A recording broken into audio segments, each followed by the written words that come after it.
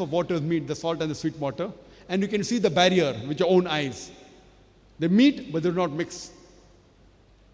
The similar phenomena can be seen in Egypt when River Nile flows into the Mediterranean Sea, when the sweet water falls into the salty water. And the best example is the Gulf Stream. It starts from the Gulf of Mexico, passes on the east coast of North America, goes eastwards towards the west coast of Europe. It travels for thousands of miles. And if you're traveling in a ship and pick up water from one side and pick up water from the other side, you'll find that one water is sweet, the other is salty. Even the temperatures between these two water differs. Let's discuss the subject of biology. The Quran says in Surah Anbiya, chapter number 21, verse number 30, وَجَعَلْنَا مِنَ الْمَاءِ كُلَّ شَيْءٍ هَيٍّ أَفَلَا يُؤْمِنُونَ. We have created every living thing from water. Will you not then believe? Imagine in the deserts of Arabia, 1400 years ago, the Quran says every living thing is made from water. Who could have believed in it? It sounds like a fairy tale. In the deserts of Arabia, where there was scarcity of water, the Quran says every living thing is made from water. Today, after science advance, we have come to know that the basic unit of every living creature, it is the cell. And the cell contains cytoplasm, which contains about 80% water. Today, science tells us every living creature contains 50 to 90% water. And no living creature can survive without water. Imagine, Quran mentioned this 1400 years ago, that every living thing is made from water. You can ask the atheist, who could have mentioned this in the Quran 1400 years ago? And he'll be silent.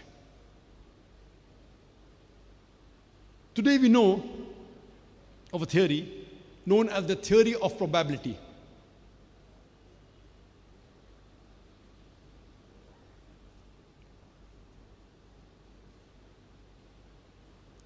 Theory of probability means if you make a wild guess, what are the chances that you'll be right?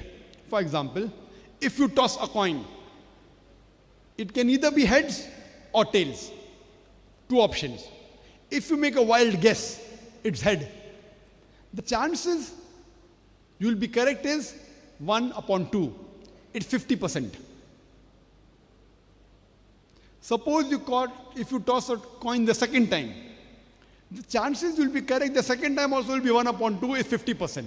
The chances that you'll be right both the times, the first time you toss a coin and the second time you toss a coin, is 1 upon 2 into 1 upon 2 is equal to 1 upon 4. 50% of 50% is equal to 25%. This is called as the theory of probability. If you toss a coin thrice and if you make a wild guess, the chances that you will be right all three times is 1 upon 2 into 1 upon 2 into 1 upon 2 is equal to 1 upon 8. It's equal to 12 is 50% of 50% of 50% is 12.5%. Suppose you throw a dice. Options are either 1, 2, 3, 4, 5, 6. It's a cube. There are 6 options. The chances that if you make a wild guess and you'll be right when you throw a dice is 1 upon 6. If you throw a dice twice, the chances that you'll be right both the times is 1 upon 6 into 1 upon 6 is 1 upon 36. This is called as theory of probability. Suppose someone says what is mentioned in the Quran is guesswork, is fluke. Let's put this theory of probability to the Quran. Quran says the shape of the earth is spherical. Suppose the shape of the earth, you can think of 10 things. Maybe triangular, maybe quadrangle, maybe heptagonal, maybe octagonal. Maybe there are 10 shapes that you can think of. Some will say spherical, some will say cylindrical. The chances that someone make a wild guess and the answer being correct is, if there are 10 options, the chances that someone makes a wild guess and it will be correct is 1 upon 10. The Quran says the light of the moon is its own light. It can either be its own light or it can be reflected or borrowed light. The answers are two. If someone makes a wild guess, the chances he'll be right is 1 upon 2. The chances that someone made a wild guess, the shape of the earth being correct, and the light of the moon being borrowed light being correct, is 1 upon 10 into 1 upon 2 is equal to 1 upon 20. It is 5%. In these two options, the chances someone makes a wild guess and he'll be correct is only 5%. Now, Quran says that every living thing is made of water. Now, if you start thinking, what can the living creature be made of? You can think of 1,000 things. You may think of sand, you may think of wood, you may think of stone, you may think of skin, you may think of bone.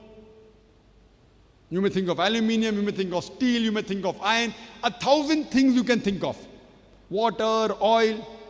The chances that if you make a wild guess and you'll be correct is 1 upon 1,000. 1 upon 1,000 is 0.1%.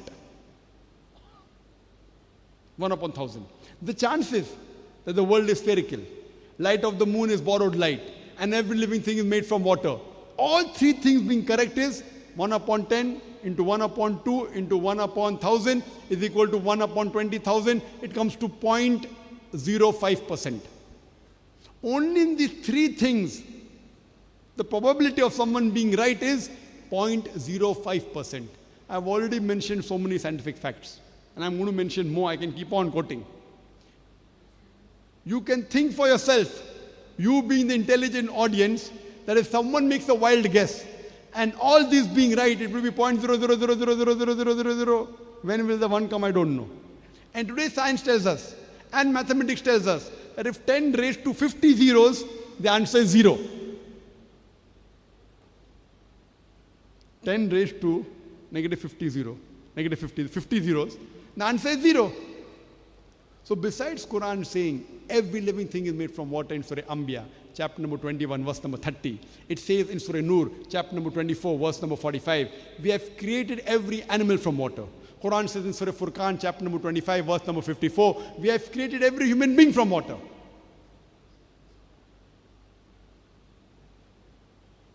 If you apply the theory of probability to all these scientific facts I'm quoting, and you can think of the options, in some of the scientific facts, the option can be 1,000, some can be 10,000, some can be 2, some can be 100, some can be 500. If you keep on multiplying 1 upon 500, 1 upon 10,000, 1 upon 1,000, the net result will be 0.